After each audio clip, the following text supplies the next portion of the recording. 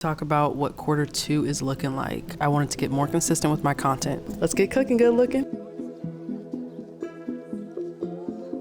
$13 saves me my $60, so in a future vlog. I like to spend money on experiences, not things.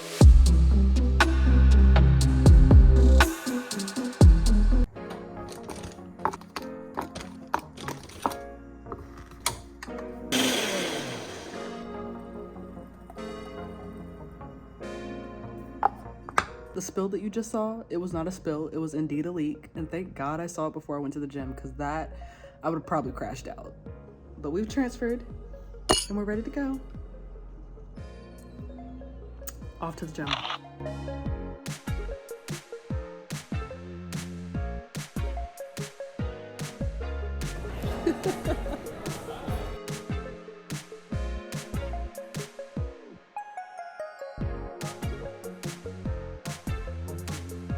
Lena lifts, put me on. So currently I have gel on, but I'm kind of tired of paying $60 every single time that I want to get my nails done. So I'm gonna try these off. I'm gonna let these kind of cycle out, but I'm gonna see if these magnetic or like press-on nails for $13 saves me my $60. So in a future vlog, but that's where we're at. Okay, but can we take a moment for the coordinated fit?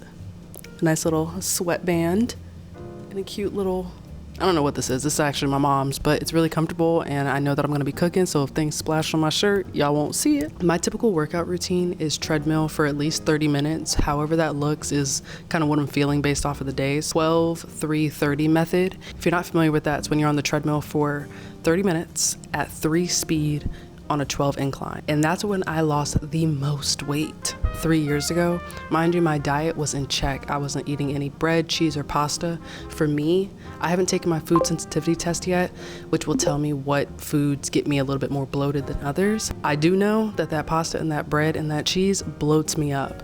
Now, cheese I think bloats me less than say pasta does, but still just gluten in general is something that I try to stay away from, especially as I'm trying to actively lose weight. I don't know, it's been super cool just being really disciplined, because this is an area that I've struggled in my whole life, and the minute I get this down, all my other goals, it's gonna be so much easier. For you though, if you're struggling, start small. You have to look at things that you already like eating that are somewhat healthy, and then find ways to incorporate more of that or that type of food group into your diet.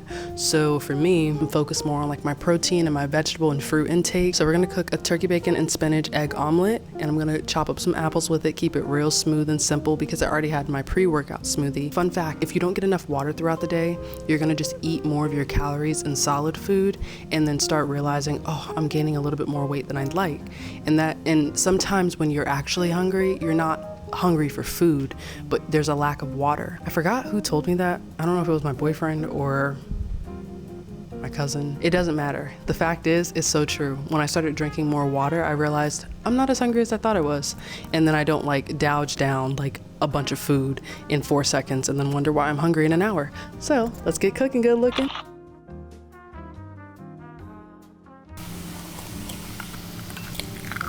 Now, most people will put their eggs straight into the pan, but this little white stuff, I was told is like the umbilical cord. So I try to like just like clean my eggs up a little bit. I'm sure it's fine if you don't, but it's just my preference. I know it doesn't look the prettiest, but it's gonna taste really delicious. I mean, just listen to this. Come on, y'all.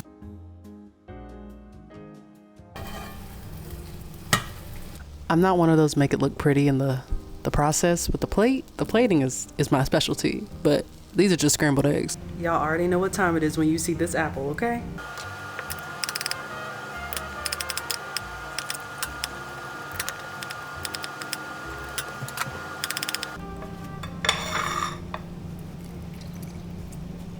Delicious apples with some lemon juice over them.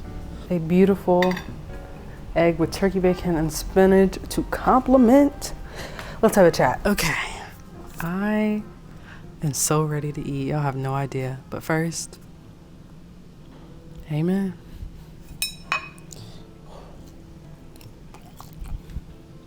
Not me hitting the Keith Lee stance. That's how you know it's good.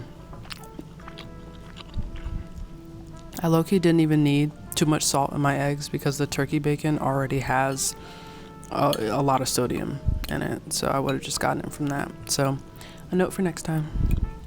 But I thought we would sit down and kind of talk about what Q2 is looking like, because it's in a couple days from me filming this video. To launch my consistency back on YouTube, I did a Q1 reset, kind of did a girl talk there on what was missing, if you felt like you made New Year's goals and just didn't like achieve them, how to get back on track. So if you haven't seen that video, click on that one first and then come back, or finish this one and then go to that one. The point I'm trying to make is it's so easy for us to get lost in the New Year's goals or the goals that we set for ourselves sometime throughout the year as just one big set of goals. So like by December, we want to see how much of that have we completed.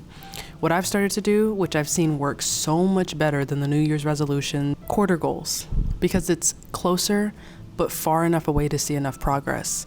Don't put yourself in this whole state of, if I don't meet it by December, the 20 goals I wrote down in January, knowing life is going to life, it's going to make it harder for you to stay disciplined with other things that might show up in a form of a challenge. Q1, I hit a couple of the goals that I really wanted. I wanted to get more consistent with my content.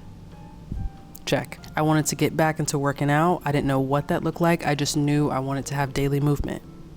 Check. I wanted to work on my inner self. So when I say working on my inner self, things that trigger me, things that I've experienced that may be labeled as trauma to others, but just to me is an experience that just didn't go well. I try to be really intentional and careful with the language and the words that are said and spoken of in my life, because you can really talk yourself into a really bad day, week, month, and enough happens in this world. So it's important to just be really mindful when you're talking about yourself. So my inner work, when I don't respond well in a disagreement me and my boyfriend might have, or me in a disagreement that my mom had, it's really just like how I'm responding to how life is happening to me. Yeah, kind of check. We're working on it. That's going to be an ever evolving process. So I'm going to give myself a little bit of grace there and lean on God, because Lord knows I need it. Those are my big three. I wanted to start it off pretty lean because I didn't want to put too much on my plate where it felt like nothing was able to get done. So for Q2, we're focused on being a little bit more intentional with those goals. So I've started working out again a little bit more consistently. That's great. What that looks like is now coming out with different plans that work for me. I know every day I go to the gym, I'm going to be on the treadmill. What does that look like? At first, for Q1, I just want to do 30 minutes. If I did nothing but walk on 0 incline at 0 speed for 30 minutes, that's all I need to do. I started a little bit more hardcore. I did the Stairmaster challenge. And if you guys were following that video, I said I was going to do that for 20 days back to back, but it turned into me just being in the gym for 20 days, because it takes 21 days to build a habit, but it takes 90 days to create a system or a routine, part of your lifestyle. And I'm really happy that even though I didn't want to do the Stairmaster, I went back to what I knew, which was the treadmill, because now I fall in love with it again. I truly love walking and running. Now my focus, when I'm on that treadmill for 30 minutes, do I want to do a 12 or 15 incline for the full 30 minutes? Or do I want to switch it up for the first 10 minutes, do a 12 incline, then for the next 5 minutes till I get to the 15-minute mark, am I going to do intervals, walking and running, walking and jogging? I can now switch it up and be more intentional now that I've created the discipline behind that habit. Now I have an even more focused goal for working out, where it comes down to, say, my finances. It's not something I really touched in Q1, but it is something that's a part of my bigger goal throughout the year. So what that looks like is I'm not great at keeping budgets. Period, point blank. There are so many unfinished Notion templates, so many journals where I wrote down things. Like, it just doesn't matter. It's hard for me to keep track of finances sometimes because I don't spend a lot, but when I do, it's like, oh, I spent that much when I have to pay off my credit card. To me, that much is a little over $1,000. I'm pretty frugal with money, I'd like to think, because I like to spend money on experiences, not things. But when I spend money on experiences, we spend money on experiences. Financially, if I know that I want to keep a better spending habit or a better tracking habit of my spending, I should say, I need to figure out, what do I spend the most money on throughout the month? For me, I already know that's food. Whether it's really going to the grocery store, because I like to cook a lot. I very rarely eat out unless my boyfriend wants to eat out. I know he's going to look at that and be like, that's not true. It's 50-50. Depends on the day. But what that looks like is I need to put myself on a really strict, I'm not spending more than X amount. So prices of groceries are going up. That's just the way that the economy is rolling right now. And I know that I need to figure out what do I need to absolutely have every single day in my fridge or in my cabinet in order to feel like I have something that I can eat so that I don't make a bad eating choice. I know for me that looks like eggs, turkey bacon, fruit, whether that's apples, blueberries, strawberries, some spinach. I might want a salad or I might want to saute it up. Some tomatoes, again, I might want to saute it up or put it in a salad, and water and oatmeal and grits. Okay, there's a lot of necessities that I have. But it's really just like quick breakfast food that's good for you, that's not going to pack on pounds. Now that I figure that out, what are things that if every once in a while I want, I don't want to make a bad eating choice, so I might as well already have it and create discipline around it. It's one of those little mini like Haagen-Dazs ice creams, so it's literally good for like maybe 5 or 6 like scoops, and then you're done. No more ice cream in the house versus having a pint. Or if I want brownies, if you guys haven't seen the last video, I've done a healthy alternative brownie recipe that I found on TikTok using a sweet potato base and like almond flour instead of regular flour. It's so flipping good. And trust me, I am generous on the chocolate chip cookies. So if you haven't checked that video out, definitely check it out. It's going to be in the description below. All in all, I just want to make sure that I have food that's good for me, that's not going to make me feel sluggish and get me throughout the day. Because a lot of the times I'm just going throughout my day, so I don't really think about the food because I have things to do. But when I'm hungry, I don't want to make a bad decision just because I waited until I got hungry. It's good to already set yourself up for success by already making good decisions on the front end of buying the groceries. And then tracking the finances will just come with how much and how frequently I do that. So I'm excited to see what that looks like in Q2 for me. And then my last big 3, I don't know when it became 3, but I feel like that's just a healthy amount to keep track of. My faith is really important to me. If you've been following me for a while on TikTok and have been following me for a while on YouTube, y'all know all glory to God. I am nothing without him. I've been slacking bad in my faith journey, and I think it's just because I'm letting life or the excitements of life, whether it's starting YouTube up again or just hanging out with my boyfriend, seeing my family, I'm letting that get in the way of intentional time with God. And the best time, similar to working out in the morning, to start your day with God. I have seen such a difference in the way that I show up in my day and the way that my day is perceived by me when I start my day with God. Because let me give you a quick example. If I don't start my day with God, I start feeling like the person that cut me off on the way to work, truly, I hope their fries are cold for lunch. They just couldn't wait to get it, and they get it and it's cold. Like, I think that's a terrible thought to me because I really shouldn't be praying on anyone's downfall, even if it's jokingly like that. Versus if I start my day with God, someone cuts me off, I'm listening to gospel music or I'm praying in my car or whatever the case is. I don't even have to actively be doing something, but I just started my day with him when I woke up. If someone cut me off, I'm going to be like, all right, that's whatever. I hope they get to where they're trying to go safely because there are other people on the road. So that perception of how something just happened to me becomes a little bit more kinder. It starts more with empathy than it does with anything else that could make me feel upset. So I'm really trying to get back on my faith journey. I want to read my Bible every day. I want to start it. Even if I just read a verse I already know, how can I apply that in my day? How can I show up differently? Do I read a verse I already know, journal about it, and then note down how I'm going to show up in my day when others inevitably find a way to frustrate me? Yes. I'm not always going to hit the mark, but if you intentionally try to, you have a better chance. So at least that's my focus. Find your big 3.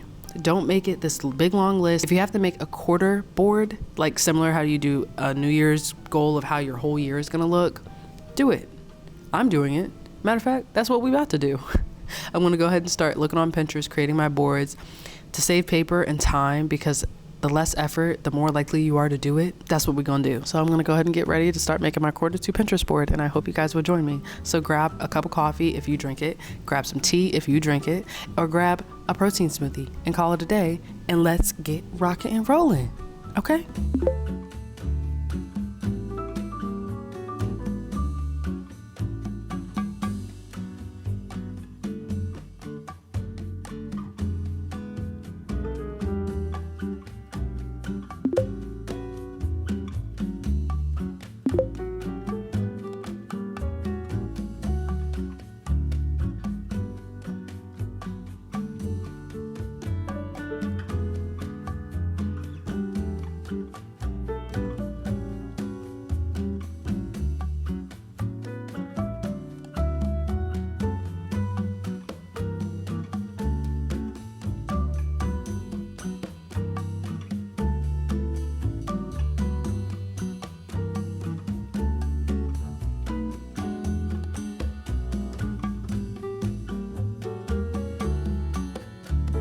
Guys, this is the final product. A little vegetable fried rice with some dumplings. I honestly think this is a win.